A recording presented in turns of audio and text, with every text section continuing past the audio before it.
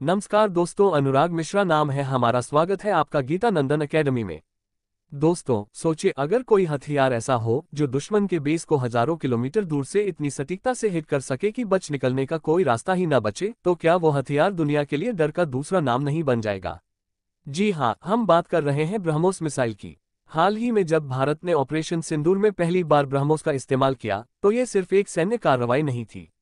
ये एक संदेश था, भारत अब सिर्फ रक्षा करने वाला देश नहीं बल्कि गेम चेंजर है। कहा जा रहा है कि भारत ने इस ऑपरेशन में लगभग 15 ब्रह्मोस सुपरसोनिक क्रूज मिसाइलें पाकिस्तान के एयरबेस पर दागी। और यह कदम आतंकवाद के खिलाफ उस घातक हमले का जवाब था जिसने कश्मीर की सरजमी को खून से लाल कर दिया था। अब सवाल यह उठता है कि आखिर एक मिसाइल की वजह से भारत की इमेज कैसे बदल गई? तो इसका जवाब छिपा है उस लंबी कहानी में जब भारत के पास हथियार भी नहीं थे और सैनिक कैनवस के जूतों में लड़ रहे थे। 1962 का दर्द और 1971 की मजबूरी। 1947 में आज़ादी मिली, पर हकीकत ये थी कि भारत बेहद कमजोर था। दुनिया सुपरपावर बनने की दौड़ में हथियार जमा कर रही थी। अमेरिका के पास 300 न्यूक्लियर वॉरहेड्स थे, सोवियत यूनियन के पास 4000 से ज्यादा। 1964 तक चीन ने भी न्यूक्लियर बम बना लिया, लेकिन भारत के सैनिकों के पास बेसिक हथियार तक नहीं थे। 1962 में जब चीन ने हमला किया, भारतीय सैनिकों के पास ना गर्म कपड़े थे ना हथियार। वे हिमालय की बर्फ में कैनवस के जूते पहनकर लड़ रहे थे। इतना ही नहीं, पंडित नेहरू को अमेरिका के राष्ट्रपति जॉन एफ कैनेडी को चिट्ठी लिखकर लड़ाकू विमान, राडार और यहां तक कि अमेरिकी पायलट तक मांगने पड़े। 1971 में भी हालात ऐसे बने कि जब अमेरिका ने अपनी नेवी भेजकर भारत पर दबाव बनाने की कोशिश की, तो हमें फिर से सोवियत यूनियन से मदद लेनी पड़ी। मतलब साफ था, भारत अपने पैरों पर खड़ा नहीं था। हमें हर बार किसी न किसी पर डिपेंड रहना पड़ता था। 1990 का मोड़, जब दुनिया बदली। 1990 के दशक की शुरुआत में खाड़ी युद्ध हुआ। सद्दाम हुसैन ने कुवैत पर कब्जा कर लिया और पूरी दुनिया हिल गई। अगर इराक और कुवैत दोनों उसके कंट्रोल में आ जाते तो दुनिया का 20% तेल रिजर्व उसके पास होता। यहीं अमेरिका मैदान में उतरा और पहली बार दुनिया ने देखा टॉमाहॉक क्रूज मिसाइल। यह मिसाइल इतनी एडवांस थी कि हजारों किलोमीटर दूर से किसी छोटे से कमरे को भी उड़ा सकती थी। इसे कहते थे स्नाइपर इन द स्काई। इस मिसाइल को देखकर हर देश डर गया और अपने अपने मिसाइल प्रोग्राम को तेज करने लगा। लेकिन भारत के पास ऐसी टेक्नोलॉजी थी ही नहीं। हम बस देखते रह गए। मिसाइल मैन की एंट्री। लेकिन तभी भारत में एंट्री हुई डॉक्टर APJ अब्दुल कलाम की, एक ऐसे वैज्ञानिक जिन्होंने ये ठान लिया था कि अगर दुनिया हमें टेक्नोलॉजी नहीं देगी तो हम खुद बनाएंगे। कलाम सर के नेतृत्व में भारत ने खुद का मिसाइल प्रोग्राम शुरू किया। लेकिन तभी एक बड़ा भू राजनीतिक बदलाव आया। 1991 में सोवियत यूनियन टूट गया। सोवियत यूनियन, जो कभी दुनिया की सबसे बड़ी ताकत थी, अचानक 15 टुकड़ों में बंट गया। रूस की हालत इतनी खराब थी कि जिन वैज्ञानिकों ने स्पेस मिशन और मिसाइलें बनाई थीं, वही लोग राशन की लाइन में खड़े थे। और इसी मुश्किल वक्त में डॉक्टर कलाम ने रूस में एक लैब में सुपरसोनिक कंबस्शन इंजन देखा, ब्रह्मोस का जन्म। ये इंजन खास था क्योंकि यह मिसाइल को आवाज की स्पीड से 3 गुना तेज बना सकता था। सोचिए, दिल्ली से लॉन्च हो और 7 मिनट में लाहौर को हिट कर दे।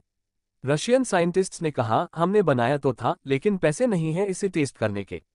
कलाम सर ने वही आइडिया दिया, भारत और रूस मिलकर इसे पूरा क्यों नहीं करते। और फिर शुरू हुआ ब्रह्मोस प्रोजेक्ट। भारत की ब्रह्मपुत्र नदी और रूस की मॉस्कवा नदी के नामों को मिलाकर इसे नाम मिला ब्रह्मोस।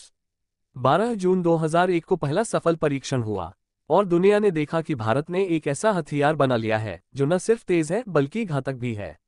ब्रह्मोस की ताकत। ब्रह्मोस मिसाइल की खासियतें। स्पीड मैक 3 तक, यानी आवाज की रफ्तार से 3 गुना तेज। सटीकता, छोटे से छोटे टारगेट पर भी हिट। वर्सटिलिटी, जमीन, हवा, पानी, हर जगह से लॉन्च हो सकती है। रेंज, नई वर्जन 600 किलोमीटर से ज्यादा तक मार कर सकती है, यानी अगर कोई दुश्मन छुप भी जाए तो ब्रह्मोस उसके लिए मौत बनकर पहुंच जाएगी। भारत का रूपांतरण। दोस्तों, फर्क देखिए। 1962 में भारत हथियार मांग रहा था। 1971 में हमें दूसरों की नेवी पर निर्भर रहना पड़ा। 1990 में हमारे पास क्रूज मिसाइल तक नहीं थी। और आज भारत सिर्फ वेपन्स खरीदता ही नहीं बल्कि 85 देशों को डिफेंस इक्विपमेंट एक्सपोर्ट करता है। 2016-17 में जहां एक्सपोर्ट सिर्फ 1522 करोड़ रुपए का था, वहीं 2025 में ये बढ़कर 23,622 करोड़ रुपए हो गया। आज फ्रांस, इजराइल और अमेरिका तक इंडियन कंपोनेंट्स यूज कर रहे हैं। और कई देश जैसे Philippines, Vietnam, Brazil, Malaysia, Saudi Arabia BrahMos खरीदने की लाइन में खड़े हैं। ब्रह्मोस के 3 बड़े फायदे। सैन्य आत्मनिर्भरता। अब भारत को हथियार मांगने की जरूरत नहीं। हम खुद बनाते हैं, खुद बेचते हैं। जियोपॉलिटिकल इन्फ्लुएंस: जब कोई देश भारत से हथियार लेता है तो वह भारत पर सुरक्षा और सहयोग के लिए डिपेंडेंट हो जाता है। इससे भारत का प्रभाव बढ़ता है। चीन को बैलेंस करना: जो भी देश ब्रह्मोस में दिलचस्पी दिखा रहे हैं वे चीन के खिलाफ खड़े होना चाहते हैं। भारत उनके साथ डिफेंस डील करके चीन के प्रभाव को चुनौती दे सकता है। ऑपरेशन सिंदूर: भारत की नई पहचान। अब वापस आते हैं ऑपरेशन सिंदूर पर। जब भारत ने पहली बार ब्रह्मोस का इस्तेमाल किया तो दुनिया समझ गई कि अब भारत सिर्फ डिफेंसिव नेशन नहीं है, अब हम प्रोएक्टिव पावर हैं। यानी अगर कोई हमला करेगा तो भारत चुप नहीं बैठेगा, जवाब सीधे दिल पर मिलेगा। निष्कर्ष: दोस्तों, ब्रह्मोस सिर्फ एक मिसाइल नहीं है, ये उस भारत की कहानी है जो कभी कैनवस के जूतों में लड़ता था और आज दुनिया को अपने हथियार बेचता है। ये उस भारत की ताकत है जिसने दूसरों से मदद मांगने वाले दौर से निकलकर अब दूसरों को सुरक्षा देने वाला देश बनकर दिखाया है। और सबसे बड़ी बात, ये उस विजन का नतीजा है जो डॉक्टर APJ अब्दुल कलाम ने भारत के युवाओं को दिया था। ब्रह्मोस सिर्फ दुश्मनों के लिए डर नहीं है, बल्कि भारत के लिए आत्मनिर्भरता, गर्व और शक्ति का प्रतीक है। यही थी ब्रह्मोस की पूरी कहानी।